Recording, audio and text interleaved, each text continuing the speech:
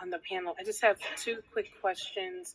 One for Nizna. So, in looking at your testimony, I wanted to lift up specifically your concern that you raised about the interstate nurse licensure compact.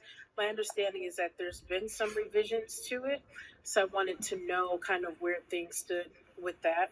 And then my second question is for Rebecca from CWA. I wanted to get clarity on the number of complaints that you mentioned that have been filed with respect to the clinical staffing committee law.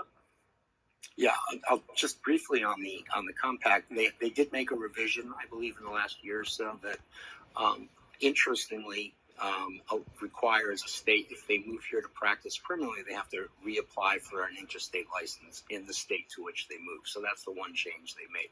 Before, you could just sort of hop around and you never had to change your primary state of license.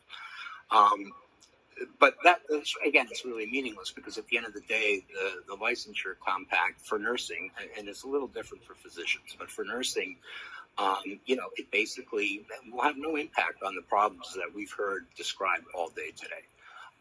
It's just meaningless in terms of addressing the workforce crisis that exists because people are leaving the profession, leaving the bedside jobs.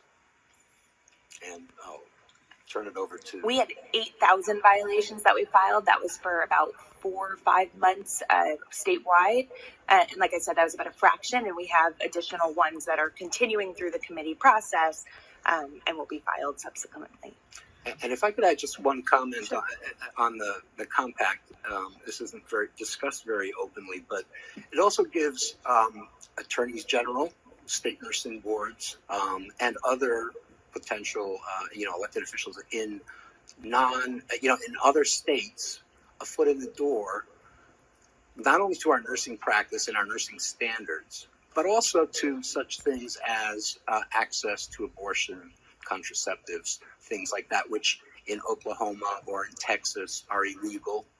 And a fetus may have personhood status, so that someone that performs an abortion under an interstate license in New York, are they liable to the foreign jurisdiction